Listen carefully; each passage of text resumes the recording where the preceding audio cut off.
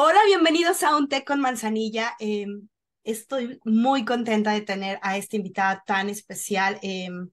Antes de leer su biografía, le quiero dar las gracias en vivo y en directo porque ella fue una de mis maestras, pero además la vengo siguiendo durante bastante tiempo y todo lo que comparte en redes sociales ha sido de mucha ayuda tanto en mi proceso de recuperación como ahora en mi proceso de tratar de ayudar a las personas, de estarme educando. En realidad ha sido una guía y es una persona que se ha abierto a compartir de muchas maneras conmigo, así que le agradezco de corazón su tiempo desde España, que está aquí, y muy contenta de tenerla. Entonces, espero aprovecharla al máximo porque es una joya, tiene mucha experiencia.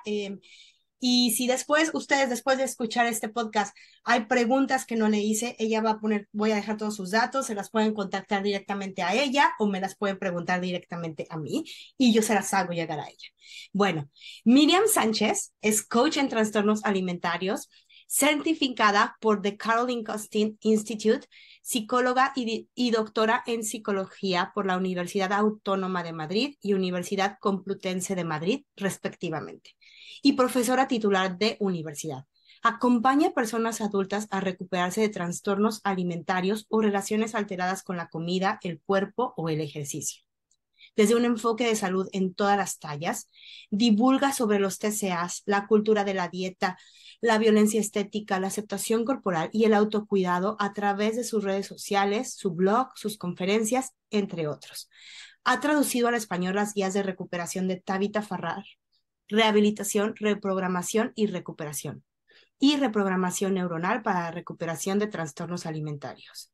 Junto con Eli Costo, es socia fundadora de Recover Ed to Be, espacio online donde ofrece servicios de coaching uno a uno y grupos de apoyo, así como cursos, talleres y charlas especializadas sobre TCA, tanto para pacientes y sus seres queridos como para profesionales de la salud. Bueno, ella es Miriam. Bienvenida, Miriam. Un placer tenerte. Hola, hola Carla, el placer es mío. Estoy muy agradecida de poder estar en este espacio y bueno, poder brindar un poquito de luz, de conocimiento y también de esperanza también a todas las personas que siguen este podcast. Gracias, gracias. Y bueno, que ojalá que nuevas personas que te siguen a ti lo puedan escuchar. Entre más se expande el mensaje, como dices, más esperanza hay para muchas mujeres que han estado viviendo en estos trastornos por años y que no saben cómo encontrar la salida. Entonces, creo que voces que se unan son voces que suman. Me gustaría hacerte como unas preguntas para saber quién es Miriam, ¿no? Em, ¿Cómo se ve un día normal de Miriam? Un día normal en mi vida, wow. Esta pregunta es interesante. Bueno, pues un día normal en mi vida, yo diferenciaría siempre entre lo que son días laborables, ¿no? Que yo siempre digo que mi jefe es mi hijo, ¿no? Porque es el que condiciona básicamente mis horarios los condiciona mi hijo. Entonces, un día laborable, pues me suelo despertar sobre las 7:30 de la mañana y al principio del día, pues me levanto con mi hijo, le preparo el desayuno, le ayudo a preparar la mochila para el colegio, vestirse, en fin, todas las tareas que hay que hacer para prepararse para el colegio y ya le dejo en el colegio y una vez que le dejo en el colegio, pues ya comienzo mi trabajo diario, ¿no? Entonces, mi trabajo diario se distribuye entre consultas individuales, ¿no? Personalizadas, de apoyo a la recuperación, en las que trabajo, como bien has dicho, con personas que están transitando, bueno, o trastornos alimentarios en distintas fases, o bien personas que lidian con una mala relación con su cuerpo, básicamente, o con la comida, ¿no?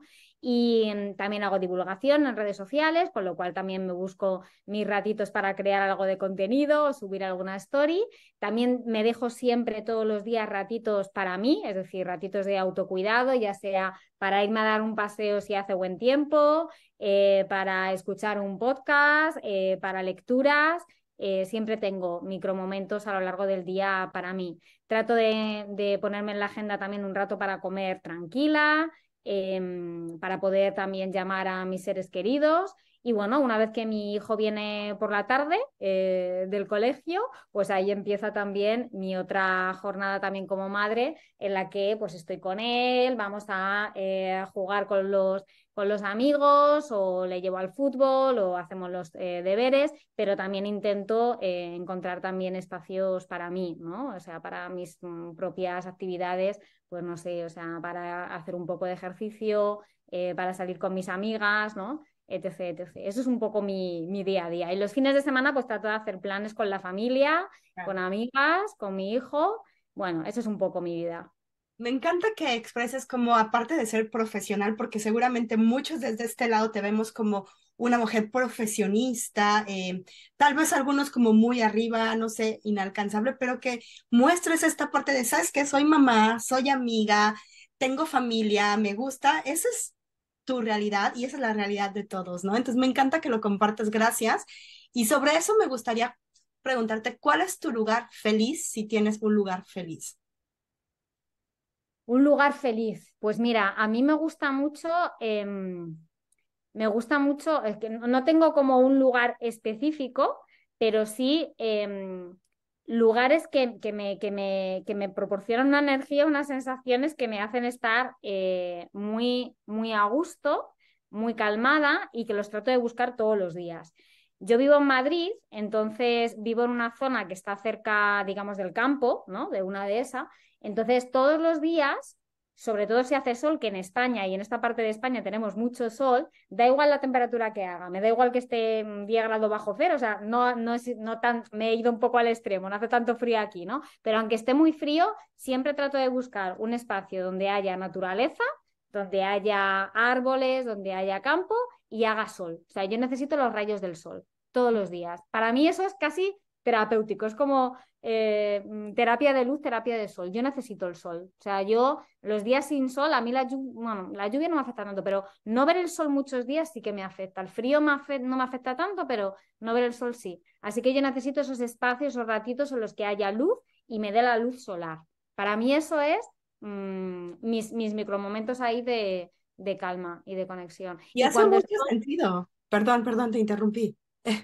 No, y luego es verdad que, claro, en Madrid, donde yo vivo, no tenemos mar, pero también otro lugar donde encuentro mucha paz y mucha calma es en el mar, pero no tiene, o sea, en el mar, en la playa, pero que no haya mucha gente. Entonces yo me busco o a primera hora de la mañana o a última hora del día, amanecer, atardecer, que no haya mucha gente y entonces pasear por la orilla, ese también, o sea, es el rincón donde mentalmente yo viajo. Cuando me lo has dicho, ya me han aparecido esos dos rincones. A mí eso me llena de paz, conexión con la naturaleza, la luz, el agua, o sea, eso es lo que me Y, calma y lo que me llena de energía al mismo tiempo.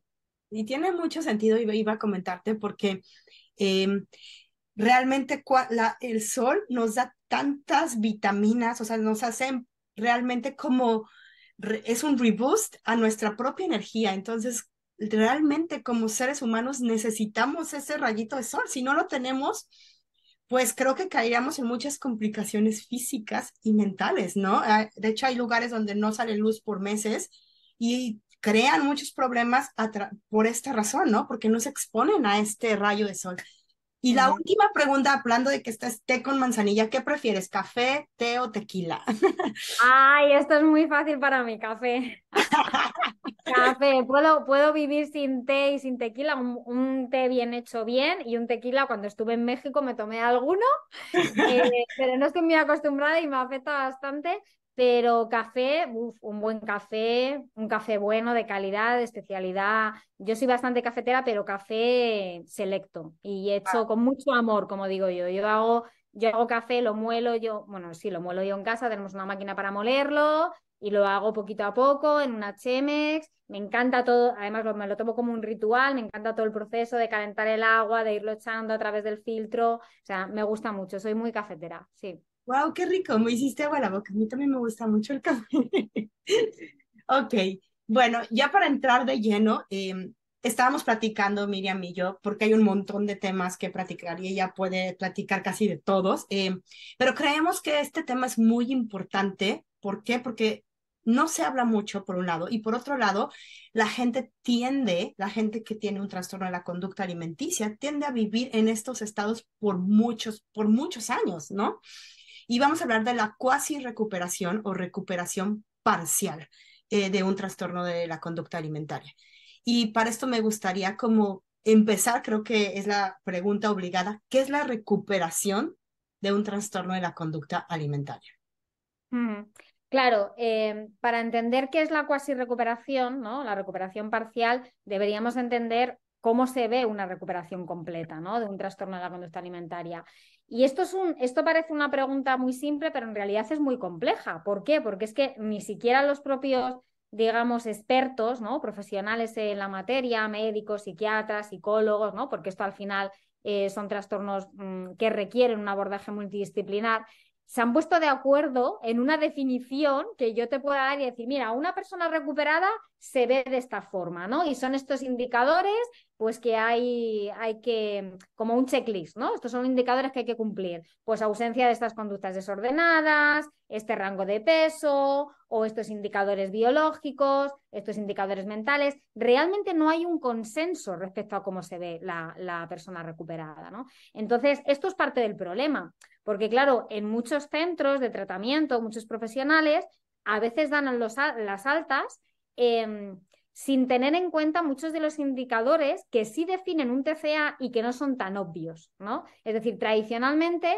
pues ha considerado que una persona está recuperada de un TCA, pues, por ejemplo, la gente cuando piensa en TCA probablemente piensa en anorexia nerviosa, en bulimia, ¿no? Trastorno por atracón.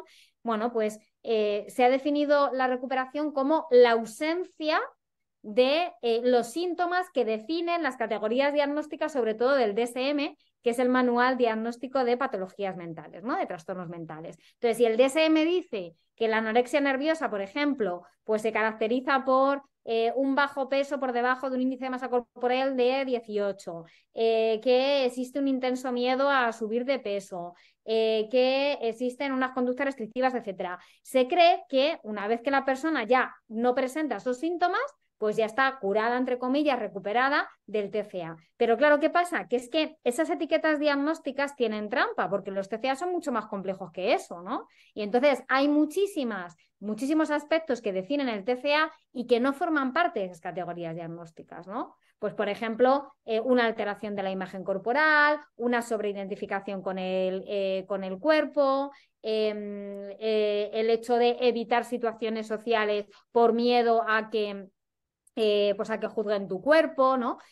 Muchos alimentos que se dejan de tomar o que se toman pero en menos cantidad de lo que la persona desea, creencias irracionales acerca de los alimentos, creencias irracionales acerca de la subida del peso. Claro, todo eso no está recogido en este DSM, pero forma parte del trastorno alimentario de muchas personas. O utilizar conductas compensatorias, comer con culpa, tener pensamientos obsesivos sobre la comida, sobre el cuerpo. Todo esto forma parte de ese TCA, pero no está recogido en el DSM, ¿vale? Entonces, tradicionalmente, sobre todo, se han utilizado indicadores, claro, al final los profesionales tratan de medir, sobre todo los que vienen del mundo médico, cosas como más objetivables, ¿no? Pues en plan, el peso, por ejemplo, yo puedo subir a una persona a la báscula y lo mido, pero ya sabemos que el peso no es un buen indicador, ¿no? O no solamente es el único indicador, desde luego, de recuperación. Lógicamente, si la persona ha tenido una desnutrición severa y como consecuencia de eso ha perdido mucho peso, ese peso tiene que ser recuperado, pero no tiene por qué ser dentro de índice de masa corporal,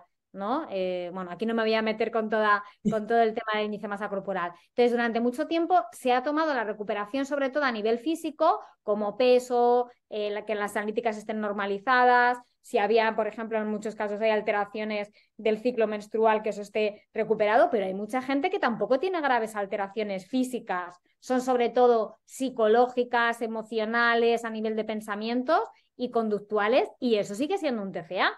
Y eso no lo medimos tan fácilmente, ¿no? Ya, y sabes que ahora que lo nombras, generalmente viene la recuperación física antes de la recuperación mental o de todas tus capacidades cognitivas y sociales. Entonces se tiende mucho a pensar que cuando están físicamente las personas recuperadas es porque ya lo están también al interior y como tú lo nombras, hay muchas conductas detrás y son muy complejos que además suceden tan al interior de las personas que es muy difícil eh, poderlas observar solo desde afuera, ¿no? Ujú, ujú. De hecho, es que, a ver, la recuperación completa, realmente solamente la persona, claro, también si la evaluamos adecuadamente, pero solamente yo que he pasado por un proceso, por un trastorno de la conducta alimentaria y me he recuperado completamente, tú sabes cuando estás recuperada completamente. O sea, al final, sobre todo, es un estado mental en el que tú sabes que ya no tienes libertad alimentaria total, no tienes reglas alimentarias, no tienes miedo a subir de peso, no te sobreidentificas con tu cuerpo, tus energías mentales y tu atención está puesto en cosas que no tienen que ver con cuerpo, peso, movimiento, etcétera. Las cosas que antes te trigueaban, te detonaban, te disparaban, ¿no? Como pueden ser ver personas pues más delgadas o con ciertos cuerpos o ciertos comentarios o ver ciertas noticias o ya eso no te triguea, no tiene el mismo efecto en ti, no te dispara, ¿no? No te dispara malestar, no te dispara comparación. Todo eso está ahí, es decir, cuando tú ya te das cuenta que joder, pues si llevo días sin pensar en lo que como, no dejo comer, no cuento calorías, puedo comer libremente, estoy mucho más relajada en torno a la comida, hago movimientos simplemente por el placer de hacerlo. Bueno, cada una las manifestaciones que tenga de su TCA, ¿no? Pero es un estado mental sobre todo, ¿no? O psicofísico, digamos. Entonces, claro, eso muy difícilmente un profesional desde fuera lo puede ver. Obviamente, a ver, yo no niego, y esto es una parte, pero tú lo has explicado muy bien, que lo primero que desaparece o que se resuelve, digamos, en una recuperación es la parte física y la parte conductual observable, ¿no? Y eso tiene que estar, porque si no, no podemos decir que una persona está recuperada. Lógicamente, el cuerpo físicamente sana antes que la mente. Y el cuerpo físicamente se tiene que recuperar, sí o sí o sí. Yo siempre se lo digo a mis acompañadas. Tampoco caigamos en la otra trampa de pensar que, bueno, es que como ahora dice Miña que es un estado mental, pues mi cuerpo se puede quedar, no sé, en este peso o en inanición. No, no, yo no estoy diciendo eso. Por supuesto que el cuerpo tiene que sanar, pero no te puedes conformar con eso. No te puedes conformar con que tus analíticas estén normales, con que tengas el ciclo menstrual normal, con que estés en tu rango de peso natural manteniéndolo, sea el que sea, me da igual. No estoy hablando de índice de masa corporal, estoy hablando del set point weight, ¿vale? O sea, no te puedes conformar con eso. Y con la ausencia de conductas observables, me explico, la restricción abierta, ¿no? La conducta de vómito, conductas purgativas, ejercicio excesivo, porque luego hay toda la parte de pensamientos, de cómo me detonan las cosas, de emociones, de cómo gestiono las emociones. Entonces, eso también es parte de la recuperación. Y eso solamente la persona, si no se autoengaña, sabe si está recuperada o no está recuperada. Claro, y eso es bien importante nombrarlo porque al final creo que, y yo lo he compartido, la recuperación, o sea, tener un TCA no es tu culpa, pero sí es tu responsabilidad. Y en esa responsabilidad, cuando tú decides recuperarte, va esta parte de decir, lo estoy o no, y lo sientes, o sea, y lo sientes cuando estás recuperado. Estoy totalmente de acuerdo. En mi caso, pasé por muchas recaídas y ahora que estoy en esta parte, ¿cómo lo sé? Es que lo sé porque cambió todo dentro de mí, o sea, no es solo una cosa, no es, ya no me da miedo esto, es que ya no, no es nada, ya no me da miedo, es, ya no me impacta, o sea, ya no me estorba, ya no me quita el sueño, se va, o sea, llega y se va. Veo personas o sea, que tienen, a lo mejor están al lado de mí, tienen una dieta y no me molesta, o sea, tal vez pienso, digo, pobres porque están en un ciclo, o sea, pero no es algo que vaya a hacer que yo recaiga, porque ya no es importante para mi vida. Mm, Entonces, mm. creo que tiene que ver mucho esa parte. Sí, total. A mí me gusta mucho que pongas el foco en eso. Tiene que ver lo que decíamos antes, ¿no? De elementos, situaciones, personas, comentarios, que casi todos tienen que ver con cuerpos, cánones de belleza, movimiento, ejercicio, salud, ¿no?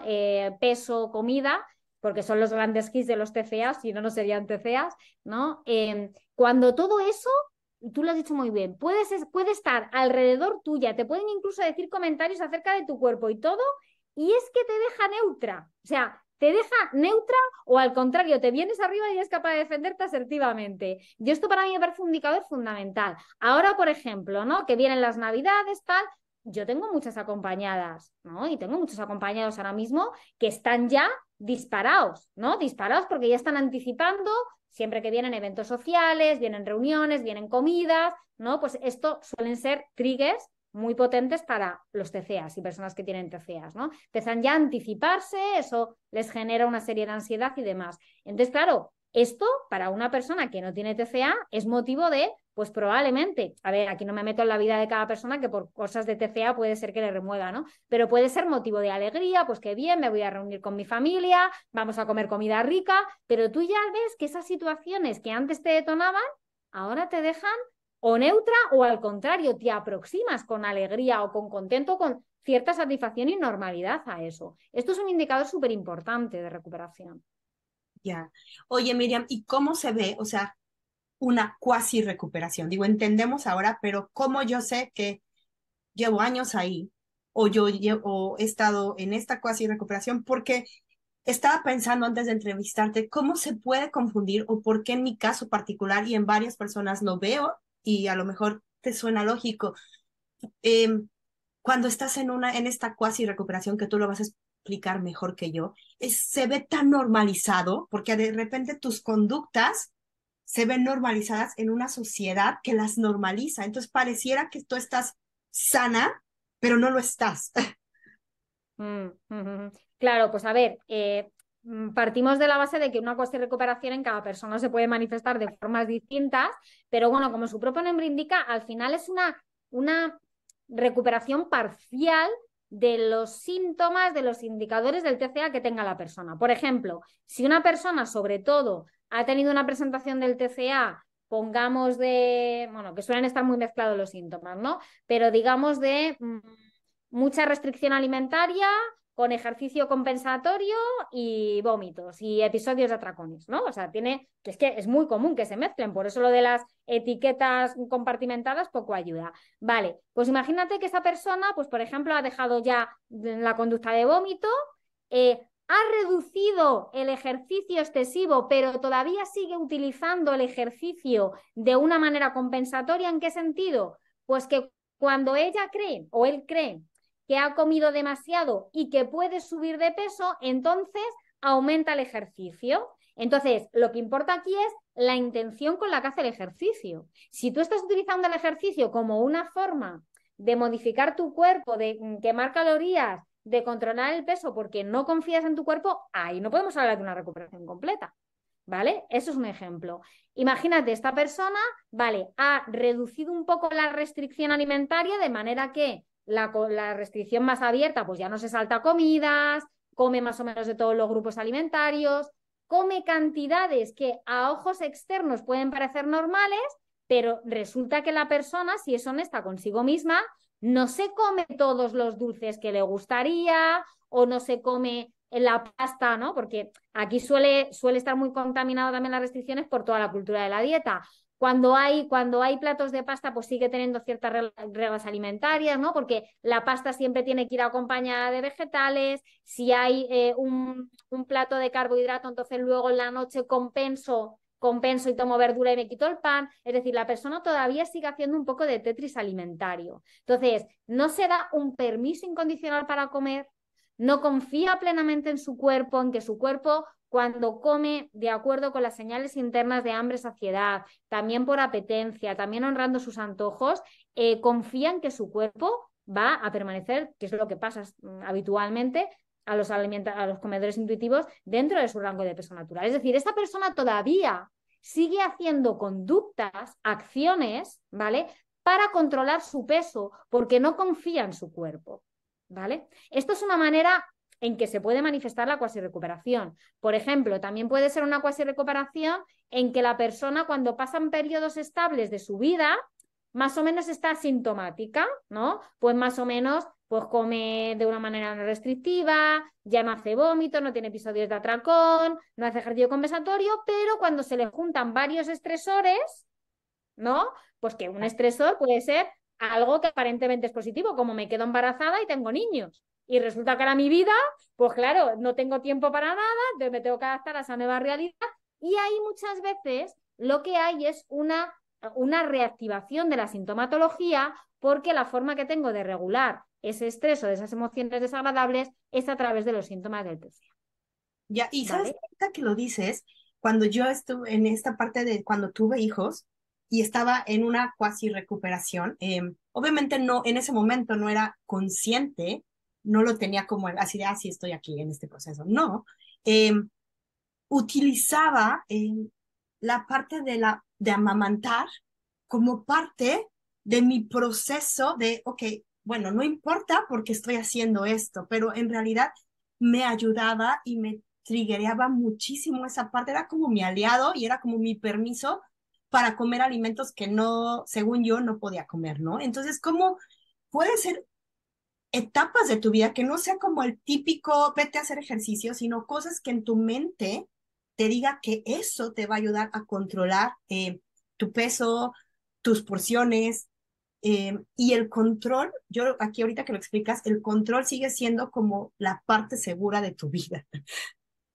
Total. Es que, claro, lo más difícil, es verdad que lo más difícil de cambiar en los TCAs, y esto pasa, es transdiagnóstico, es decir, es que me da igual que a la gente le pongan una etiqueta de anorexia, de bulimia, de trastorno por atracón, que me da igual. Al final, lo más difícil de cambiar en un TCA es reprogramar, ¿vale?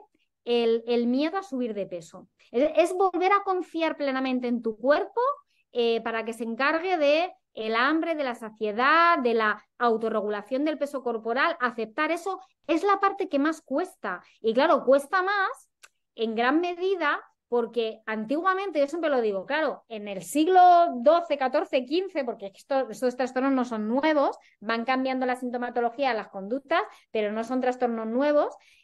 Claro, no existía una cultura de la dieta, una gordofobia. Entonces, ¿qué pasa? Que la gente no tenía que lidiar también con toda una cultura, unos factores socioculturales, una familia que también compartía ciertas reglas alimentarias o ciertas conductas que forman parte del TCA, que al mismo tiempo son síntomas.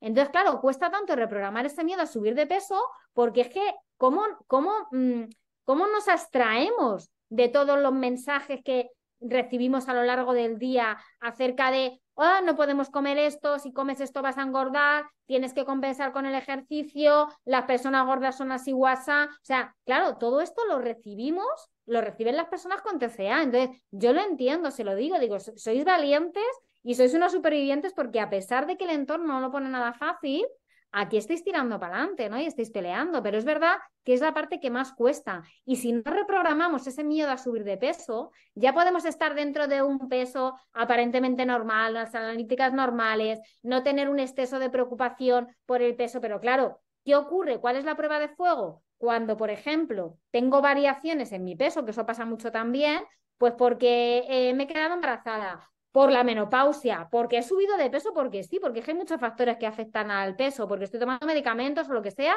y claro, ahí la persona empieza a restringir, empieza otra vez con sintomatología que tenía del TCA que nunca se le fue. Y eso quiere decir que no ha terminado de aceptar su cuerpo y que no ha reprogramado esa gordofobia internalizada que tiene. No, y me encanta que lo nombres y además no podemos admitir, como dices, o sea, se necesita coraje y valor, o sea, y todas estas personas que se meten a un proceso de recuperación, que lo deciden por ellas mismas, que realmente se comprometen, eh, lleva reconocimiento ahí, porque es un proceso largo, intenso, doloroso, eh, pero al final, tú y yo lo sabemos, vale 100% la pena, eh, porque te regresa a la vida. ¿Qué pasa si alguien de los que nos está escuchando se reconoce que está en esta parte de su cuasi recuperación? ¿Qué Mm. podrías? Bueno, pues enhorabuena por darte cuenta de esto. Qué bien que hayas llegado a este podcast y lo hayas escuchado y todo esto te esté resonando. Probablemente todavía haya una parte de esa persona que va a necesitar escuchar muchas veces este podcast para darse cuenta de que sí que es real que está en la trampa y en el autoengaño del TCA, porque sabemos que algo que caracteriza a los TCAs es esta ambivalencia, estas trampas que le pone el TCA de, bueno, pues no es para tanto, mi TCA no es tan grave, si yo no estoy tan malnutrida, si yo no hago tanta restricción, si yo no hago tanto ejercicio, si yo no vomito tanto, si yo no tomo tantas pastillas, o sea, minimizamos cuando no negamos que tenemos estos síntomas o que tenemos este trastorno que todavía estamos recuperadas. Enseguida decimos, yo ya estoy bien, estoy fenomenal, claro, porque yo siempre lo digo, ojo, porque estás comparando con la versión de ti más enferma. No estás comparando con la versión de ti antes de tener el TCA. Esa es la versión con la que tienes que comparar. Y hasta que no estés por lo menos en lo que respecta a la relación con la comida, con el cuerpo, tener esa relación plácida, fácil, sencilla, intuitiva que tenías antes con la comida, el cuerpo y el movimiento, no pares. Porque es una trampa que tú te compares, hombre, claro, si te comparas con la parte en la que estabas más metida en el trastorno, cualquier mejoría te va a parecer que estás bien. Y este es un problema, porque muchas veces la gente compara con esa versión y ahí no se puede parar, ¿vale? Entonces, yo invito a que la gente que se esté dando cuenta que probablemente no esté completamente recuperada, primero, busque información pues, en podcasts de este tipo, en los libros que recomendamos, en nuestro contenido en redes sociales. Nosotros, por ejemplo, en la web tenemos un montón de información en el blog, ¿vale? Esto ya le va a empezar a resonar muchas cosas, ¿vale? Insiste en esas lecturas porque, ya te digo, tu mente va a tener resistencia a la hora de asimilar que tú puedas estar en esa trampa de cuasi recuperación. Por supuesto, si te lo puedes permitir, sé que no todo el mundo se lo puede permitir, pero busca ayuda profesional especializada, ¿vale? O sea, busca ayuda profesional. Hay maravillosos profesionales, ya sean psicólogos, psiquiatras o equipos multidisciplinares que trabajan desde un enfoque no pesocentrista que te pueden ayudar a reconocer esas trampas y a ponerle solución e inicia un proceso de recuperación completa, un proceso de tratamiento, si puede ser supervisado mejor. ¿Por qué digo supervisado? Porque es verdad que reconocer o darte cuenta de todas esas trampas, autoengaños del TCA, ¿vale? Es muy difícil hacerlo por una misma, muy difícil.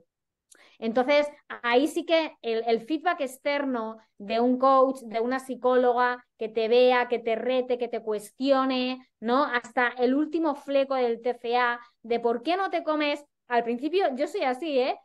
¿Por qué estás haciendo tanto ejercicio, ¿no? ¿Desde qué lugar lo estás haciendo? ¿O por qué no te estás comiendo el pastel de chocolate en el postre, ¿no?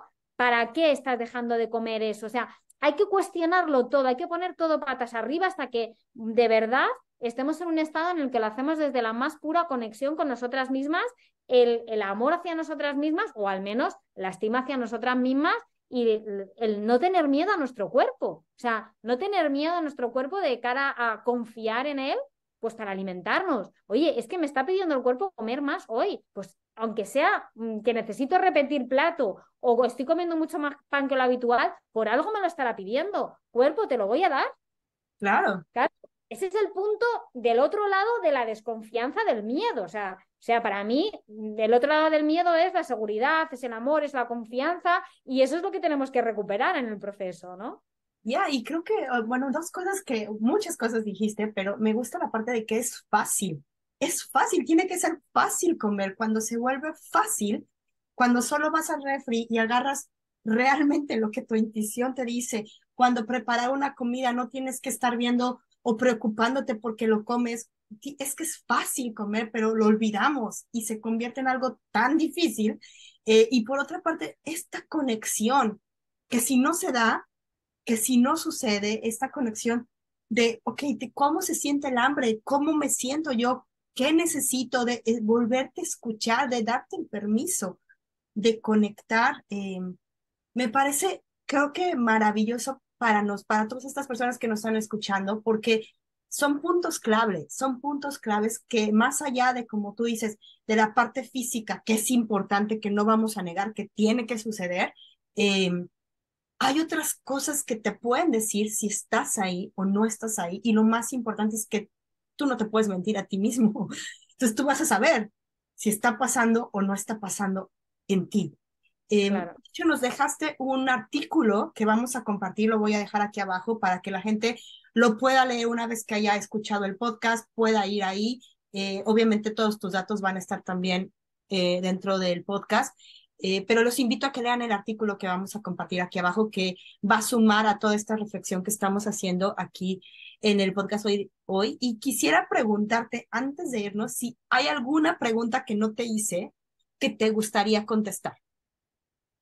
Pues fíjate, no lo voy a formular como pregunta, pero me gusta mucho esto que has dicho y quiero destacarlo, este tema de la desconexión, ¿no? Es decir, para mí los TCAs en general eh, son formas de desconectarnos de nosotras mismas. Y me refiero nosotras mismas en muchas esferas, ¿no? Por supuesto, en la parte más física, que es la más observable, tú has hablado de la desconexión del hambre, de la saciedad, pero también de la necesidad de descanso, de la necesidad de placer, de autocuidado, de conexión con las emociones, porque muchas veces las conductas desordenadas sirven para anestesiarme, para huir, para evitar del sentir, ¿no? Entonces, claro, los TCAs te van desconectando de ti y también de la parte más profunda, que es tu parte del alma, del espíritu, no sé, esa parte esencial que tenemos, ¿no? Entonces, cada vez que yo pongo más y más capas del TCA y más conductas y más sintomatología del TCA, eso me desconecta de mí.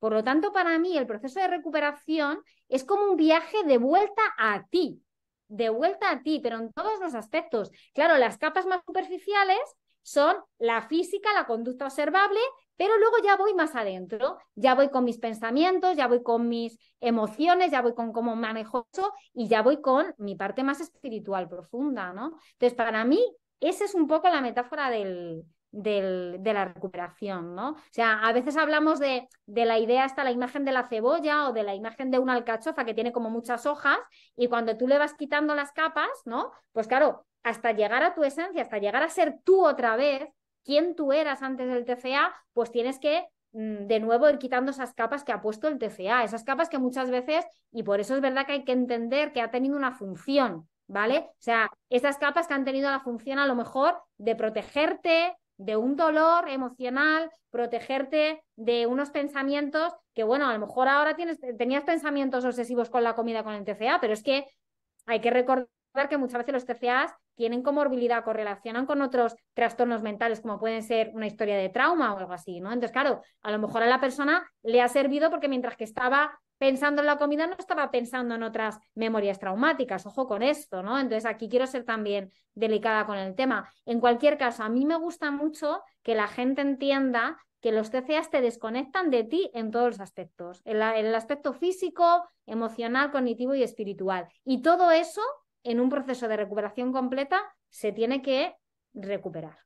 Ya, tienes toda la razón. O sea, y creo que lo explicas como para cerrar esta parte de la conexión contigo misma es tan importante desde todos los sentidos, desde el espiritual, desde el alma, desde volver a sentir el placer, el gusto, el amor, porque yo me acuerdo cuando yo empezaba con esta parte de la recuperación, los primeros meses me decía, es que tú crees que quieres, pero es que no, si tú amas a tus hijos, todavía no te has dado cuenta cuánto los amas, porque esta desconexión no te permite sentir el amor verdadero, o sea, no el amor, porque no era verdadero, era verdadero, pero el amor intenso. Y ahora que estoy aquí, realmente es que puedes amar tan intensamente y no solo a tus hijos, a veces a ti misma, porque no quiero, o digo, se habla mucho del autoamor y de este amor irreal y bonito, porque hay días que tal vez no te gustas, pero es que no significa que no te gustes, que no te ames, o sea, porque el amor viene con un respeto, con un autocuidado, con este descanso que a veces necesitas, con el permitirte decirle a tu pareja, si tienes pareja, a tus hijos, a tu familia, estoy cansada, permitirte poner límites, permitirte darte esos espacios que tú nombrabas que tú te das al principio, ¿no? No solo es alrededor de la comida, es alrededor de tu vida y por eso vale la pena la recuperación. No sé si quisieras darnos algún último mensaje, Miriam, a nuestras personas que nos escuchan, a esas personas que necesitan salir de ese lugar, que lo necesitan y lo quieren. eh, ¿Qué podrías decirnos? Sí, sí, bueno, a mí me parece muy importante que me hubiera encantado que me lo dijeran en su día y es que la recuperación, el camino, ¿no? De la recuperación activa, es verdad que es un camino que está lleno, puede ser tortuoso, es difícil, es duro, te vas a enfrentar probablemente a muchos fantasmas, ¿no? A muchos obstáculos también, pero al mismo tiempo te va a dar la vida, o sea, te va a dar la vida, pero con toda su intensidad, tanto para vivir intensamente emociones incómodas como emociones cómodas, ¿no? Es decir, al final, aunque sea un camino muy duro, pero merece la pena, merece el esfuerzo, merece la alegría y merece todo y sobre todo el mensaje transmitir que es posible. Es decir, que me da igual, personita que me estás escuchando, que lleves 1, 5, 10, 15, 20, 30 años. Es decir, que hoy puedes tú empezar a tomar acción diaria, consistentemente, porque son pasitos diarios, muchas decisiones que tomas diariamente, ¿vale? Y así puedes recuperarte, ¿vale? O sea, que no tires la toalla, que hay esperanza siempre. Siempre hay esperanza para mejorar tu calidad de vida y para recuperarte. O sea, que lo intenten, que no se den por perdidas, porque sé que todavía hay muchos profesionales que no están actualizados o tratamientos que dicen, ¡buah, tú con la edad que tienes ya!, ¿no? Entonces, claro, si tú te crees eso, si tú crees que no puedes, ¿no? Decía Confucio, si crees que puedes, puedes. Y si crees que no puedes, no vas a poder. Pues esto es igual. Si tú crees que no vas a poder recuperarte, no vas a poder. Porque se genera ahí una profecía de autocumplimiento en el que al final no haces lo que necesitas hacer para recuperarte. Pero sí que se puede. Así que animo a toda la gente que emprenda su proceso independientemente de la etapa en la que esté y independientemente de la edad que tenga. Es posible y justo esto, para esto es todos estos espacios, tu espacio, tus redes sociales, que chequenlas, están aquí abajo, empiecen a seguir a Miriam, por favor, siempre comparte cosas muy importantes, muy necesarias de escuchar, hace lives, no la dejen de seguir, les va a ayudar mucho, estén en este proceso, estén acompañando a una persona con un trastorno de la conducta alimenticia, sean familiares, sean profesionales, mi recomendación total es que la sigan, vayan, chequen los datos aquí abajo. Y Miriam, te agradezco muchísimo haber hecho este espacio en tu día, en tu tiempo. Gracias por estar aquí, gracias por acompañarnos en este podcast que es tu podcast y ojalá que un día puedas regresar. Seguro que sí, porque además se me ha pasado volando. Rapidísimo, rapidísimo. Entonces, y además hay muchos temas por qué tratar, se quedan muchos tinteros en la mesa. Ojalá que nos lleguen preguntas, que eso, siempre que llega alguien que pregunta, lo agradezco muchísimo porque nos abre nuevas posibilidades, nos abre nuevos entendimientos, nos abre tocar nuevas personas. Así que hagan sus preguntas a Miriam, a mí, y les agradezco mucho que tengan un día muy bonito. Gracias por escucharnos el día de hoy. Nos vemos en el siguiente episodio. Saludos desde Madrid, a México y a todo el mundo. Un beso. Bye.